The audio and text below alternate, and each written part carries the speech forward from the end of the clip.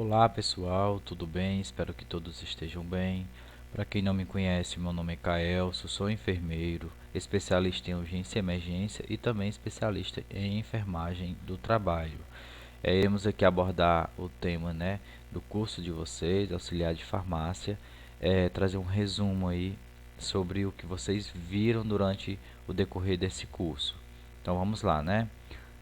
A farmacologia, é uma palavra de origem grega que significa aí fármacon e logos, a de sua divisão. Então nós temos que fármacon seria droga e logos estudo, ou seja, farmacologia significa aí o estudo das drogas ou o estudo dos fármacos. Em relação às noções de farmacologia, nós temos que a farmacologia é a ciência que estuda as drogas sobre todos os aspectos, desde as suas origens até os seus efeitos no homem. Então, nós temos que a farmacologia básica se divide aí em duas, a biodisponibilidade e a bioequivalência. A biodisponibilidade, indica a quantidade de drogas que atinge seu local de ação ou um fluido biológico de onde tem acesso ao local de ação, ou seja, seria a concentração, de fármacos necessários para fazer efeito no organismo, ou seja, um percentual de aproveitamento desse medicamento. Então nós temos que, pois muitos fármacos eles perdem a sua parte da sua concentração na caminhada aí que ele faz no organismo. Então, digamos que nós temos aí na biodisponibilidade 100% de certo medicamento. Só que durante o percurso, o decorrer no organismo, esse medicamento não vai chegar em 100% ao seu local de destino final.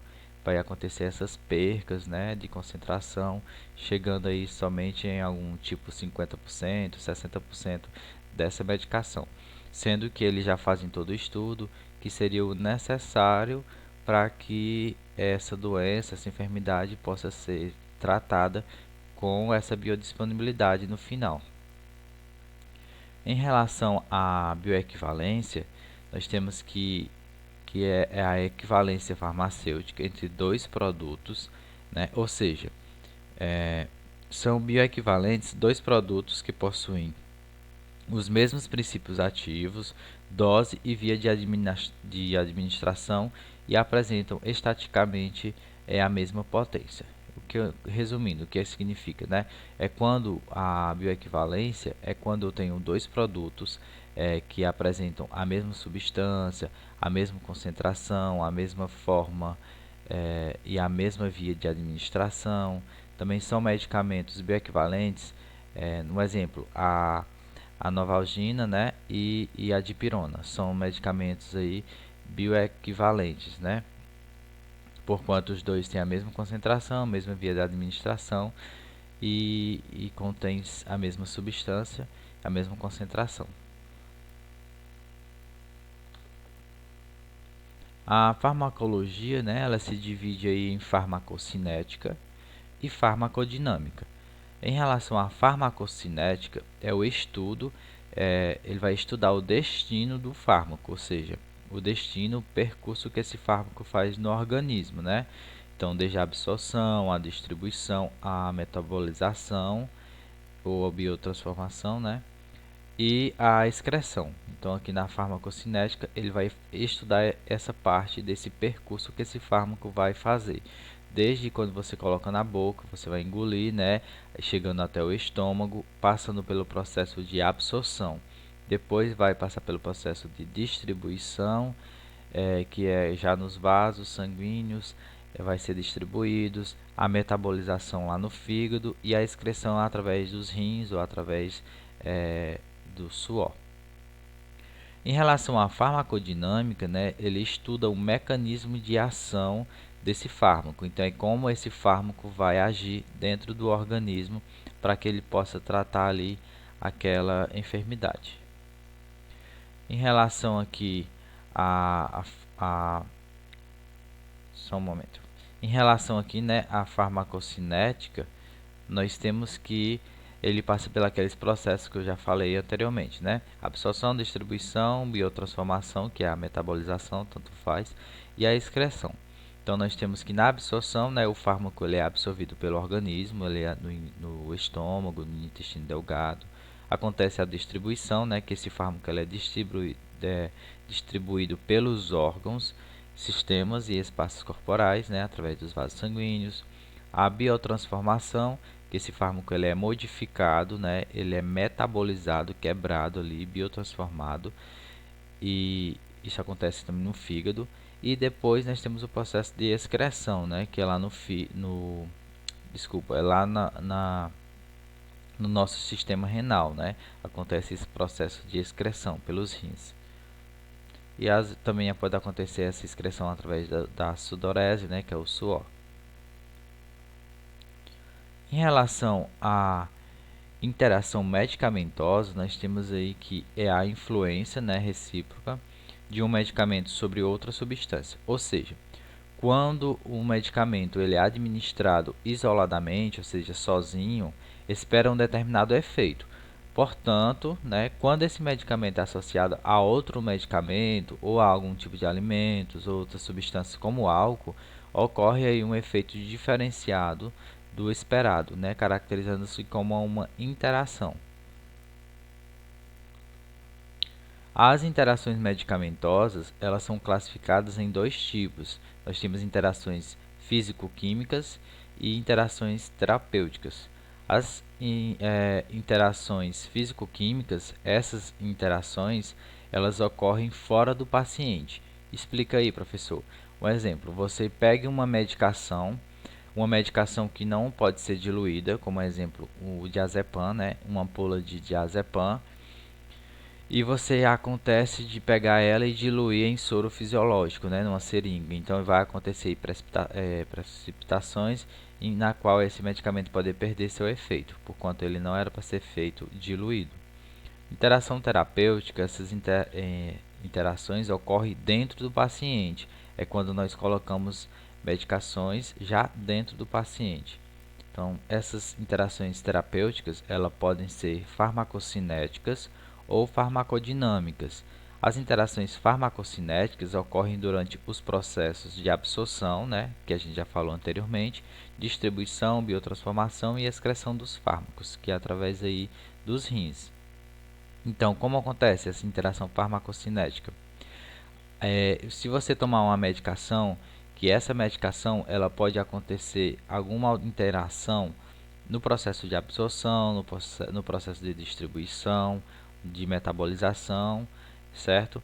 Então, digamos que você toma uma medicação que altere o seu pH, né, do estômago, que é seu ácido que tem lá no estômago. Só que você acaba que, depois de ter tomado essa medicação que alterou o seu pH, né, e você precisou tomar outra medicação, que essa medicação necessita de um pH equilibrado, na qual foi modificado pela primeira medicação. Então, isso nós chamamos de interação farmacocinéticas, na qual um fármaco vai interagir na absorção do outro fármaco. Interações farmacodinâmicas ocorrem nos sítios de ação do fármaco, envolvendo os mecanismos pelos quais os efeitos farmacológicos se processam. Então vamos lá. Digamos que você está precisando tomar um analgésico, né, para aliviar uma dor de cabeça. Aí você toma um analgésico como a dipirona e depois não dá nem 10 minutos, 15 minutos, porque não fez o efeito ainda da droga, você acha melhor tomar outro analgésico, né? Como o paracetamol. Então, essa interação vai ser a farmacodinâmica, porque são duas medicações com o mesmo princípio ativo, né? Dois analgésicos, dipirona e paracetamol. Então, a gente tem que ser feita a escolha de uma dessas medicações. Portanto, esse paciente tomou os dois. Então, pode ocorrer aí nos sítios de ação do fármaco, né? O fármaco ia fazer aquele percurso, se ligar aos sítios tal, e outra medicação com o mesmo princípio vem e ficam naquela briga dos dois fármacos no organismo. Então acontece essa interação farmacodinâmica. Em relação à história da farmácia, né, nós temos o surgimento das primeiras boticas ou apotecas, atividades que eram relacionadas à farmácia, que deu-se início na Espanha e na França no século X, onde a medicina e a farmácia eram uma única profissão. Então nós tínhamos que lá os médicos eles faziam o diagnóstico e também eles conseguiam aí produzir os medicamentos para tratar aquela enfermidade. Então, o que seriam essas boticas, né? Naquela época, boticas seria o estabelecimento onde se preparam ou vendem os medicamentos, né? Que hoje nós chamamos de farmácia.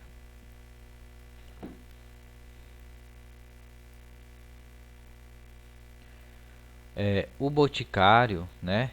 Tinha a responsabilidade de conhecer e curar as doenças, mas para exercer a profissão eles deveriam cumprir uma série de requisitos e ter locais e equipamentos adequados para a feitura e guarda desses medicamentos. Então, o que seria o boticário? O boticário, né, seria aquelas pessoas que faziam essas medicações, né, que eles exerciam a profissão que hoje nós chamamos de farmacêutico. Então, seria naquela época o boticário, né, aquela pessoa, ele era geralmente o dono de botica, né, que é onde seria armazenado esses medicamentos. Então, o dono de botica de fármaco, né, seria o boticário. De um estabelecimento onde se preparam ou vendem medicamentos, indivíduo que se especializou em farmácia, que possui uma graduação acadêmica nesta área, né, que hoje é o farmacêutico. Então, ali a partir do século XVIII, né, a profissão farmacêutica ela vai se separar da medicina, ficando proibido do médico ser proprietário de botica, né, ou seja, de farmácia. Então, nós temos aí que o médico naquela época, antes do século XVIII, ele podia prescrever a medicação e também fabricá-lo e vendê-lo. Só que isso foi proibido, sendo separado aí a farmácia da medicina, então são independentes. Então nós temos Hipócrates aí como o pai da medicina, né, o médico, e Galeno, o pai da farmácia, que é o responsável aí pela botica, que era o boticário. O primeiro boticário no Brasil, né? Então, o governador-geral, Tomé de Souza, nomeado pela coroa portuguesa, trouxe de Portugal o primeiro boticário, né, que seria hoje o farmacêutico, no Brasil, que era Diego de Castro. Então, com a formação das primeiras faculdades de farmácia, o boticário ele foi lentamente sendo substituído pelo farmacêutico. Então, a botica, né, que hoje é a farmácia, onde o boticário pesquisava e manipulava essas formas espontâneas, extemporâneas, né, desculpa, originou dois novos tipos de estabelecimento, que hoje nós temos a farmácia e também temos os laboratórios industriais, aí, laboratórios de manipulação, né. Em relação ao símbolo da farmácia, nós temos aí, observamos uma taça, né? E também observamos uma serpente. Então nós temos aí que esse símbolo, né, tem origem na Grécia Antiga, né, na qual a taça ela significa a cura e a cobra significa aí o poder. Assim como toda profissão, né, pessoal? Toda profissão aí tem seu símbolo, né? Assim como a enfermagem também tem seu símbolo, né? Que é a lâmpada e tem a serpente também. A medicina tem a espada e a serpente. Assim a farmácia também tem o seu símbolo. Então, quando vocês virem algum estabelecimento que tem esse símbolo, vocês já podem identificar que é uma farmácia. Noções sobre medicamentos. Então, nós temos diversos tipos de medicamentos. Medicamentos de referência, medicamentos genéricos, medicamentos similar, fitoterápicos. Então, vamos abordar aqui sobre esses temas. Em relação aos medicamentos de referência, também conhecidos, né, como medicamento de marca. Vai lá na farmácia, o cliente quer comprar essa medicação e diz, eu só quero o original, só quero de marca. Então, seriam os medicamentos de referência, né? Eles são caracterizados assim por terem a marca comercial bem conhecida, né? Geralmente são bem antigos, são aqueles que possuem eficácia e segurança cientificamente comprovadas. Então são medicamentos que passam anos para poder ser lançados no mercado de trabalho, no mercado farmacêutico, desculpa, por conta que precisam passar por toda essa segurança científica, por vários testes, até ele chegar ali na farmácia, né? Geralmente passam de 10 anos para poder eles serem utilizados aí de forma segura, né? Então, os medicamentos de referência, eles passam essas novidades para a população, ou seja, a criação de novos medicamentos novos. Temos o exemplo aí, o Cataflan, né? Muitos nossos avós, nossos pais conhecem muito, porque é muito antigo, que nada mais é do que o diclofenaco. Então, nós temos o nome de referência, né? O pioneiro aí, que é o Cataflan, que o seu composto aí que tem dentro dele é o diclofenaco. Os medicamentos genéricos é um medicamento similar, né, a um produto de referência ou inovador, que se pretende ser por este intercambiável, geralmente produzido após expiração ou renúncia da proteção patentária ou de outros direitos de exclusividade comprovada a sua eficácia, segurança e qualidade. Bom, pessoal, em relação ao medicamento de referência, eu esqueci de falar também, mas são medicamentos que eles têm uma proteção patentária, né? Eles pagam aquilo ali para a pessoa não ter o direito de fazer outra medicação com o mesmo nome, Cataflan. Então, por isso também os medicamentos de referência, eles são bem mais caros, porque eles passam além do processo aí de testagem, né, que gasta muito dinheiro, ainda tem essa questão da proteção patentária. Já o medicamento genérico não, ele não tem essa proteção patentária. Ele vai fazer o uso das substâncias dos medicamentos, né, de referência, por conta que eles são medicamentos que já perderam essa proteção patentária, né, passaram em tipo mais de 10 anos e aí perdem essa proteção, e aí os medicamentos genéricos eles conseguem ser produzidos a partir daí. Os medicamentos genéricos, eles obrigatoriamente precisam ter na embalagem, né, o nome genérico, tem que estar escrito aí na faixazinha azul ou amarela, geralmente é essa faixa amarela. Nós temos também que ele tem os genéricos, eles não têm um nome comercial, né? Então ele vai ter o princípio ativo da medicação, um exemplo de referência, né? Novalgina, que nada mais é do que a dipirona. Se formos tratar em genérico, ele não vai ter esse nome Novalgina, vai ser dipirona, em vez de ser esse nome comercial Novalgina. Também ele é obrigatório ter a lei, né, que vai regulamentar essa questão do medicamento genérico. Então nós temos aí que tem que ter o G, né, especificando que é genérico. O princípio ativo é o nome da medicação e a lei também que vai ter que estar impresso aí na parte externa do medicamento, né, na caixinha. Em relação aos medicamentos similar, nós temos que são medicamentos autorizados a ser produzidos após o prazo da patente de fabricação de medicamentos de referência, assim como o genérico, né? Ele também pode ser fabricado após o prazo de patente de fabricação ter expirado do medicamento de referência, né? Ele possui o mesmo princípio ativo, mesma concentração, forma farmacêutica, via de administração, né? E posologia e indicações terapêuticas dos medicamentos de referência. Então é a mesma coisa, só vai mudar aí o nome, né?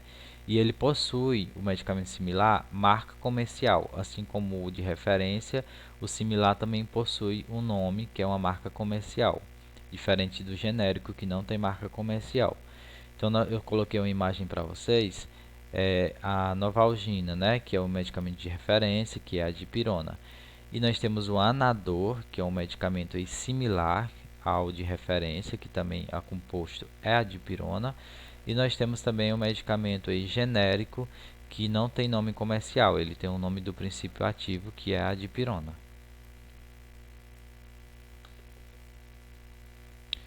Temos os medicamentos homeopáticos, né, que ele é fabricado com substâncias extraídas do reino vegetal, animal e mineral. Essas substâncias são manipuladas e diluídas para oferecerem doses pequenas do princípio ativo, que ingeridas com certa constância, né, restabelecem o equilíbrio orgânico. Os medicamentos fitoterápicos, né, possuem um conjunto de princípios ativos obtidos de partes de plantas, né, como raiz, folhas ou até mesmo a planta inteira, e também pode ser usado óleos, ceras ou essências dessas plantas. Lembrando, pessoal, que um medicamento fitoterápico não é toda planta, todo chá que é considerado um medicamento fitoterápico. Ele precisa ter comprovação científica de que realmente aquela planta, aquela raiz, ela tem essas propriedades farmacológicas. Então não é você tomar qualquer tipo de chá, é fitoterápico. Não, tem que saber se realmente ele possui propriedades farmacológicas para o alívio de algum tipo de sintomas, de algum tipo de dor. Ter muito cuidado em relação à ingestão de fitoterápicos, porque muitas pessoas acham que por conta de ser plantas medicinais não faz mal, né? E na verdade não é isso. Muitas plantas são consideradas tóxicas e em excesso eles podem prejudicar aí o fígado. Em relação aos medicamentos controlados, nós temos que os medicamentos são aqueles fármacos sujeitos a controle especial, ou seja, eles necessitam de uma receita especial para que possam ser comprados, possam ser distribuídos. Eles são compostos por substâncias com ação no sistema nervoso central, né? Então ele vai atingir aí nosso cérebro, que podem causar dependência física ou química. Então esses medicamentos controlados, eles precisam ser armazenados em armários que possuam fechaduras, né? Porque são medicamentos que podem causar dependência tanto física como química. Então não é todo mundo que pode ter acesso ou livre acesso para comprar ou para pegar essas medicações. Tem muitas pessoas que são viciadas em medicamentos controlados, né? Principalmente como morfina.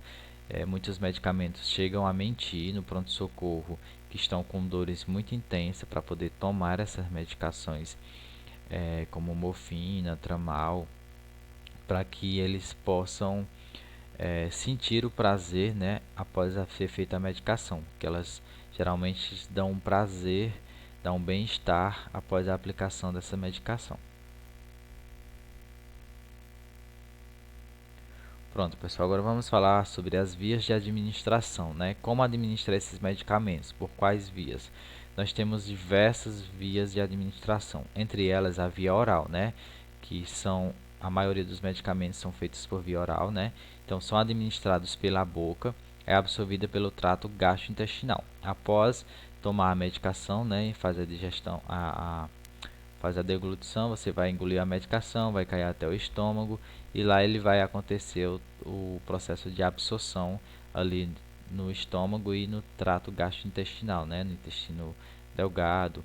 E essas medicações que são feitas por via oral, né, eles podem causar irritação no trato gastrointestinal. Então tem medicações aí, como um exemplo a aspirina, né, que é o ácido acetilsalicílico, AS, que ele pode causar aí úlceras pépticas no estômago de pacientes que já têm tendência aí gastrite. Então é um ponto negativo em relação às outras medicações. Via parenteral, né? Nós temos aí que são administrados através de agulhas ou por injeções, né? Aí nós temos as vias subcutânea, intramuscular e intravenosa. A gente vai falar parte a parte. A via subcutânea, né? Que nessa via a agulha ela é introduzida no tecido subcutâneo, né? Por baixo da pele. E nesse caso a droga chega em pequenos vasos e é transportada pela corrente sanguínea. Então, geralmente nós fazemos essas medicações aqui na parte do antebraço, aqui nessa parte dessa gordurinha, ou pode ser feito aqui também perto da cicatriz umbilical. Então, geralmente nós utilizamos para fazer algumas medicações como a insulina. Via intramuscular, né, muito utilizada. A agulha ela é introduzida no músculo. É utilizado quando os volumes de medicamentos variam de 1 a 5 ml, a depender do músculo, de acordo com o músculo utilizado, né? Se for no deltoide, está escrito aí deltoide, mas é deltoide ou no glúteo, né? Então nós temos aí deltoide ou no glúteo, que é o bumbum.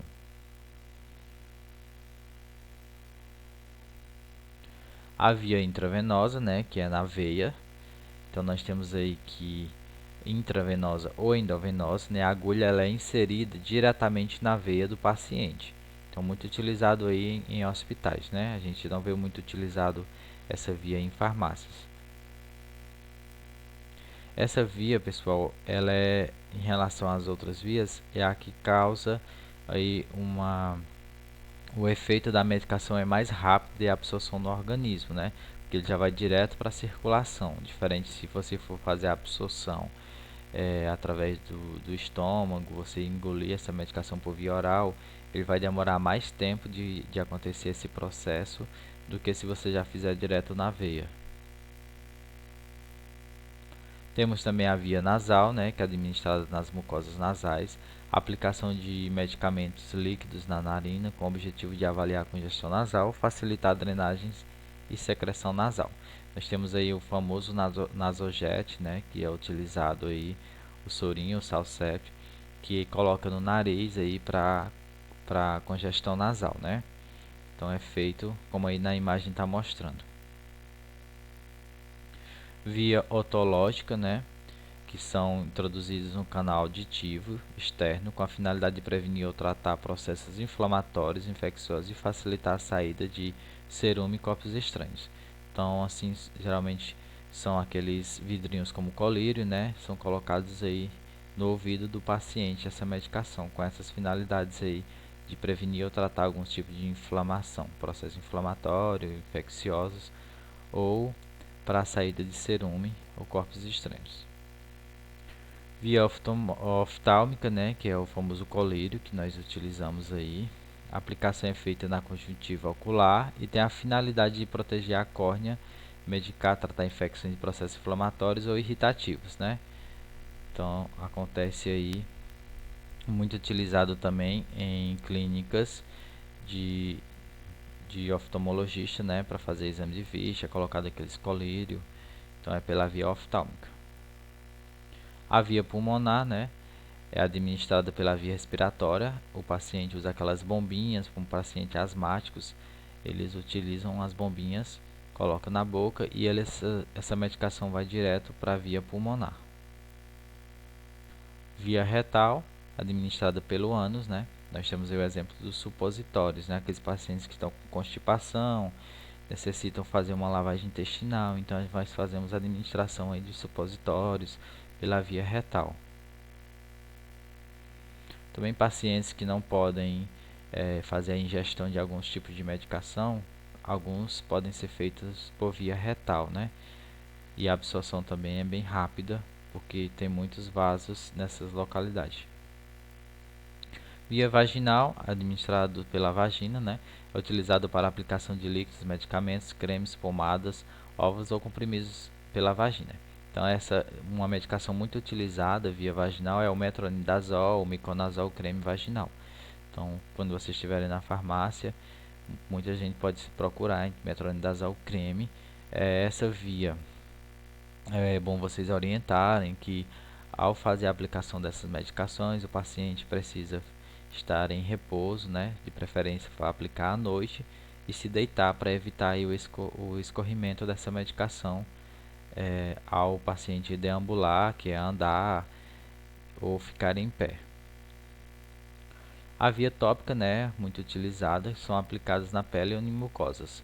Então nós temos aí pomadas, como um exemplo, nós temos aqui o nitrato de miconazol, né, que é um creme tópico utilizado para alguns fungos, né, tem ação fungicida. Então ele é passado na pele e em cima da lesão.